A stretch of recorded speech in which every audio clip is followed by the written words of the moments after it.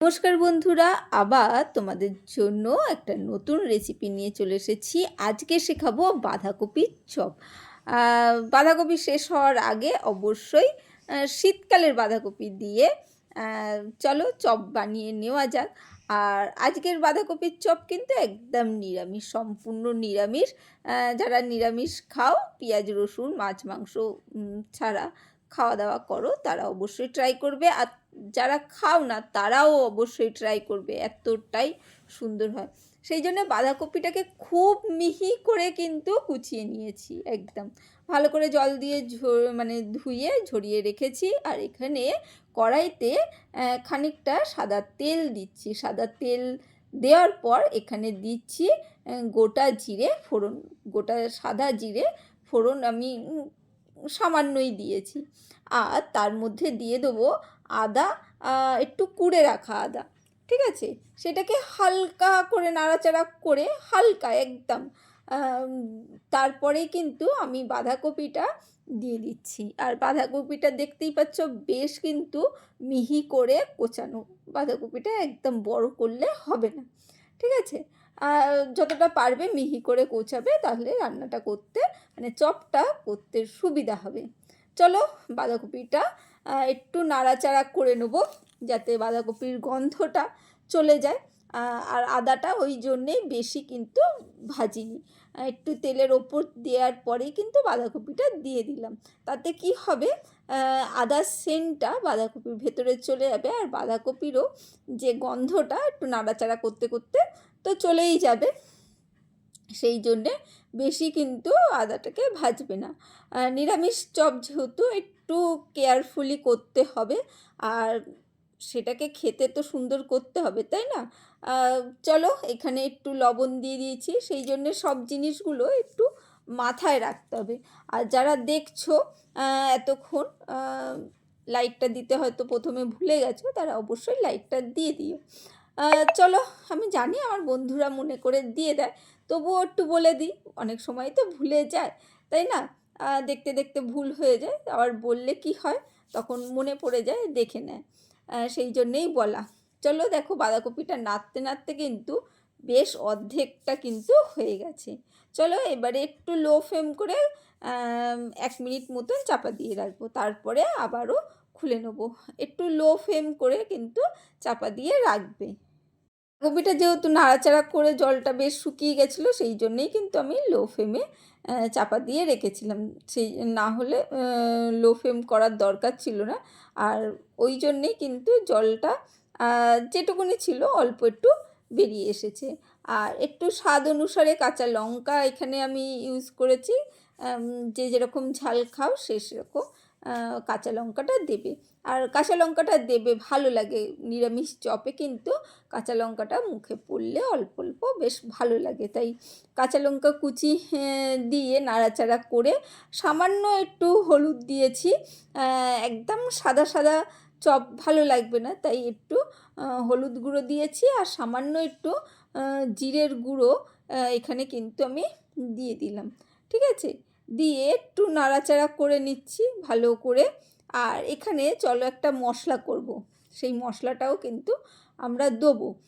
তার আগে একটু কাঁচা বাদাম এখানে ভেজে নিচ্ছি। এমনি যদি ভাজা বাদাম থাকে তাহলে কোনো অসুবিধে নেই, কিন্তু কাঁচা বাদাম থাকলে খোলা শুদ্ধ কাঁচা বাদাম একটু কড়াইতে, শুকনো কড়াইতে নাড়াচাড়া করে নেবে। মিনিট 5 একটু নাড়াচাড়া করবে, মিডিয়াম টু লো ফ্লেমে রেখে বাদামটাকে নাড়াচাড়া করবে। তারপরে ঠান্ডা করবে, দেখবে খোসাটা বেশ উঠে যাবে। আর এখানে আমি একটু ছোটো এলাচ দিয়ে দিচ্ছি 2 পিস, আর একটা দারচিনি দিয়েছি। আর দেবো লবঙ্গ, কয়েকটা লবঙ্গ দিয়ে দিলাম। আর এর মধ্যে কয়েকটা দিচ্ছি গোলমরিচ, গোটা গোলমরিচ এর মধ্যে দিয়ে দিলাম। তারপরে এখানে দেবো আমি একটু নাড়াচাড়া করে একটুকুনি দিয়ে দেবো গোটা জিরে। আর গ্যাসের ফ্লেমটা কিন্তু একটু লো রেখে দেবে। বেশি গরম হয়ে গেলে কিন্তু মশলাগুলো পুড়ে যাবে। সেই জন্যে অবশ্যই একদম লো রেখে কিন্তু মশলাগুলোকে ভাজতে হবে। মশলাগুলোকে একদম পোড়ালে হবে না, তাহলে কি হবে, সেন্টটা খুব সুন্দর আসবে। দেখো বেশ হালকা করে নাড়াচাড়া করে নিয়েছি, আর এটা গুঁড়ো করে নিলাম আর বাটিতে রেখেছি, পরবর্তীকালে দেবো। আর এখানে একটু দিয়ে দিচ্ছি স্বাদ অনুসারে চিনি, একটু সামান্য কিন্তু চিনি দিতেই হবে। বাঁধাকপিতে একটু নিরামিষ হোক আমিষ হোক, বাঁধাকপিতে কিন্তু একটু চিনি ব্যবহার করতেই হয়। আর এখানে দিয়ে দিচ্ছি একটা আলু গ্রেট করে, ঠিক আছে, বাইন্ডিংয়ের জন্যে বেশ সুবিধা হবে। আলুর পরিমাণটা তোমরা একটু বুঝে দেবে, যেমন যতটা বাঁধাকপি সেই অনুযায়ী একটু অল্প সামান্য আলু কিন্তু কুড়ে, সেদ্ধ আলু, ঠিক আছে, কাঁচা নয়, সেদ্ধ আলু কিন্তু আমি কুড়ুনিতে কুড়ে দিলাম। আগে থেকে আলুটা সেদ্ধ করে নিয়েছি প্রেসার কুকারে, সেই আলু কিন্তু এর মধ্যে একটু কুড়ে দিলাম। দেখো একদম মাখো মাখো একটা ভাব কিন্তু চলে আসছে, দেখে বুঝতেই পারছো আশা করি। আর ধীরে সুস্থে আস্তে আস্তে দেখে বুঝে করবে, ভালো করে ভিডিওটা দেখে নেওয়ার পর কিন্তু বুঝে নেওয়ার পর কিন্তু ট্রাই করবে। দেখতে দেখতে কোনো জিনিস ট্রাই করবে না, তাহলে বুঝতে অসুবিধা হবে। আর এখানে একটু দিয়ে দিচ্ছি আদার রস। আদা যেটা কুড়ে রেখেছিলাম ওখানে তো বাটা একটু দিয়েছিলাম কুড়াটা, কিন্তু পরবর্তীকালে শেষে একটু আদা চিপে রসটা দেবে। এই রসটা কিন্তু দারুণ স্বাদ আনবে, ঠিক আছে। এরপরে কিন্তু যে মশলাটা গুঁড়ো করে রেখেছিলাম সেই মশলাটা আমি দিয়ে দেবো, দিয়ে ভালো করে মিশিয়ে নেব। আর লবণটা চেক করে নেবে, খুব সামান্য পরিমাণই দেয়া হয়েছিল, মোটামুটি সেই লবণেই হয়ে গেছিলো। তবুও যদি মনে হয় কম হয়েছে তাহলে একটু দিয়ে নেবে, কারণ আলুটা দেয়া হয়েছে, সেই জন্যে আলুটা দেওয়ার জন্যে লবণের পরিমাণটা একটু চেক করে নেবে। আর এখানে ভাজা বাদামগুলো একটু ভেঙে নিয়েছি সামান্য, একটু খোসা ছাড়িয়ে সামান্য কিন্তু আমি ভেঙে ভেঙে ভেঙে নিয়েছি। আর ওই যে মশলাটা করলাম সেই মশলাটা দিয়ে দিলাম, দিয়ে দেখো বাদাম ওই মশলা দিয়ে একদম গ্যাসের ফ্লেমটা কিন্তু লো রয়েছে, সেই লো থেকেই কিন্তু নাড়াচাড়া করে নিচ্ছি। সুন্দর করে কিন্তু মিশিয়ে নিতে হবে বাদামটা। যারা বাদাম পছন্দ করো না তারা দিও না, কিন্তু নিরামিষ চপে একটু বাদাম দিলে ভালো লাগে, সেই জন্যে বাদামটা দেওয়ার চেষ্টা করো।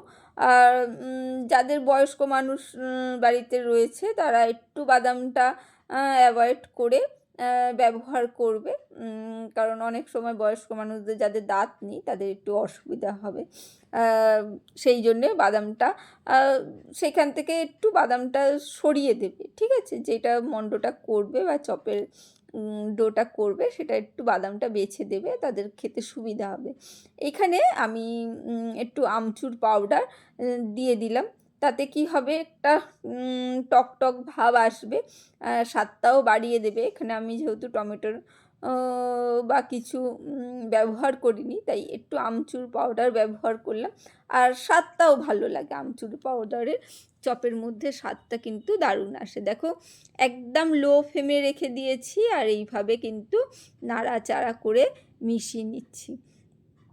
আর গ্যাসটা বন্ধ করে দিয়েছি, দিয়ে এবারে মণ্ডটা একটা জায়গায় মানে তুলে রাখছি। চলো তুলে রেখে দিলাম। আর এইখানে দেখো পাউরুটি, একটু পাউরুটি ছিল, মানে ব্রেডের সাইডের অংশগুলো, সেইগুলোই কিন্তু ব্লেন্ডারের মধ্যে আমি একটু গুঁড়ো করে নিয়েছি, ঠিক আছে।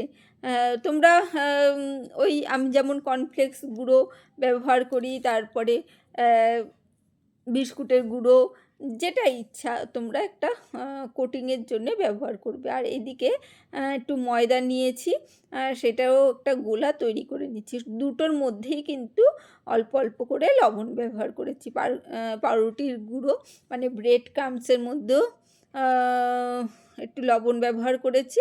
আর এখানে ময়দার যে গোলাটা রেডি করছি সেটাও কিন্তু আমি একটু লবণ ব্যবহার করেছি। এখানে কর্নফ্লাওয়ারও ব্যবহার করতে পারো, যেটা ইচ্ছা। তোমরা একটা গোলার জন্যে কিন্তু একটা পেস্ট তৈরি করতে হবে। অল্প অল্প জল দিয়ে ভালো করে চামচ দিয়ে মিশিয়ে একটা ঘন পেস্ট কিন্তু তৈরি করব। যেহেতু নিরামিষ, ডিম পড়বে না, সেহেতু একটা পেস্ট তৈরি করতে হবে। এবারে হাতের সাহায্যে দেখো সুন্দর করে একদম একটা চপের আকার গড়ে নিতে হবে। গোলও করতে পারো, লম্বাও করতে পারো, যে যেরকম ইচ্ছা চপের একটা আকার দিয়ে দেবে, সেইটা যাদের বাড়িতে যেরকম ভালো লাগবে। দেখো লম্বা মতন একটা শেপ দিয়ে নিয়েছি। তারপরে ব্রেড ক্রামসের মধ্যে আমি ওটাকে আগে কোট করে নিচ্ছি হালকা করে, বাইরে যে কোটিংটা একটা করে নিচ্ছি। তারপরে হাতের সাহায্যে এইভাবে ঘুরিয়ে মোটামুটি দেখো ব্রেড ক্রামসগুলো ভালো করে লেগে গেছে। এবারে যে ময়দার গোলাটা তৈরি করেছি, খুব একটা পাতলা করিনি আর খুব ঘন সেরকমও নয়, সেই গোলার মধ্যে কিন্তু আমি একটু চুবিয়ে নিলাম চপটাকে। আবারও ব্রেড ক্রামসটাকে কিন্তু আমি এই দেখো চারদিক দিয়ে কোট করে নিলাম। এইভাবে কিন্তু তোমরা গড়ে নিয়ে যে কোনো বাটি, মানে এয়ারটাইট কন্টেনার বলো, কৌটো বলো, বাটি বলো, তার মধ্যে কিন্তু করে রেখে দিতে পারো। তারপরে সন্ধ্যের সময় তোমরা ভেজে দিতে পারো। 2 দিন ফ্রিজে রেখে তোমরা ভেজে কিন্তু খেতে পারো, মানে যখন খাবে তখন ভাজতে পারো। বের করে নিয়ে এইভাবে কিন্তু তোমরা 2 দিন ফ্রিজে করে রেখে দিতে পারো। ভালোই থাকে, খারাপ থাকে না। বাইরে রাখা যাবে না অবশ্যই।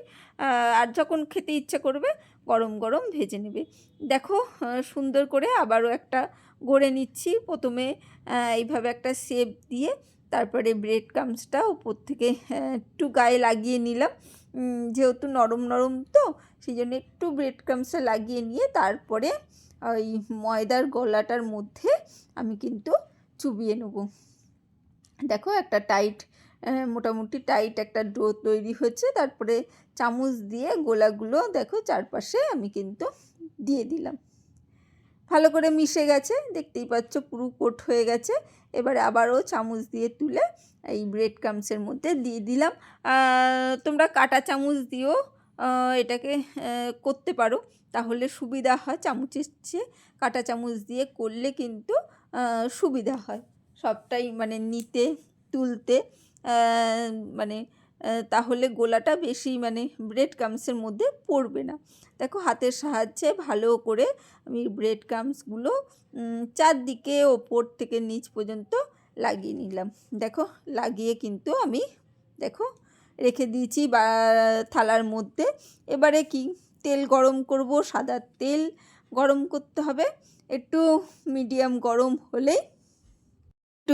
গরম হলেই কিন্তু তারপরে আমরা ছাড়বো। আর অবশ্যই সাদা তেলে আমরা কিন্তু ভাজবো। আর বাড়িতে যে কোনো জিনিস করলে আমরা সেই জিনিসটা ফ্রেশ পাই। আর আমরা বাড়িতে যে তেল খাই, ভালো তেল খাই, সেই তেলগুলো ইউজ করি। সেই জন্যে বাড়ির খাবার তো সব সময় মানে তেলে ভাজা হোক আর যাই হোক, ব্যাপারটা কিন্তু অনেকটাই হেলদি, যে আমি কতটা কি খেয়েছি বা হেলদিভাবে বানিয়েছি, তাই না? বাইরে তো যে জিনিসগুলো হচ্ছে সেইভাবে হেলদি না। আর প্রচুর জিনিস করতে গেলে তখন মানে স্বাস্থ্যের কথা মাথায় রাখে না যারা ব্যবসা করছে, তাই না? চলো তারপরে সুন্দর করে আমরা ভেজে নিচ্ছি। তাই এইভাবে অবশ্যই ট্রাই করবে সন্ধেবেলায় বলো। আর এগুলো করে রেখে দিলে তোমরা সন্ধেবেলায় ভেজে নিতেই পারো। হ্যাঁ, আগে করে রেখে দিতে হবে সেই জন্যে। আর যে কোনো জিনিস বাড়িতে বাচ্চা বলো, বয়স্ক লোক বলো, বা আমাদের নিজেদেরই বলো, ভালো জিনিস খাওয়াটা শরীরের পক্ষে ভালো। হ্যাঁ, ভাজাভুজি বেশি খাওয়া ভালো নয়, কিন্তু খেতে তো আমাদের ইচ্ছা করে, তাই না? তাই যখন ইচ্ছা করবে এইভাবে কিন্তু বাঁধাকপির নিরামিষ চপ অবশ্যই বানাবে, আর বানিয়ে দেখবে দুর্দান্ত হয়।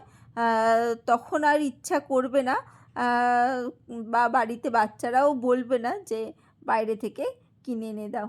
দেখো একদম লাল লাল করে কিন্তু আমরা ভেজে নিয়েছি। আর একটু ওই মিডিয়াম ফ্লেমে রেখে ভাজতে হবে একটু সময় ধরে, কারণ একটু না সময় ধরে ভাজলে কি হবে, ওপরটা পুড়ে যাবে আর বাইরেটা ওপরটা পুড়ে যাবে, ভেতরটা কাঁচা থেকে যাবে। সেই জন্যে একটু সময় ধরে কিন্তু ভাজতে হবে। দেখো ঝটপট কিন্তু আমি একটা একটা করে ভেজে তুলে নিচ্ছি। আর এখন তো আমাদের বাড়িতে এরকম মানে বাটি থাকেই, চপের বাটিগুলোর মধ্যে সার্ভ করবে একটা কাঁচা লঙ্কা দিয়ে। আর যেহেতু নিরামিষ চপ সেহেতু কাঁচা লঙ্কা দিয়েই সার্ভ করলাম। মুড়ি দিয়েও খেয়েও কেমন লাগলো জানিও। আজকের জন্য টাটা, বাই বাই। ভালো থেকো, সুস্থ থেকো, আর লাইক কমেন্ট শেয়ার করতে ভুলো না। Bye bye, tata.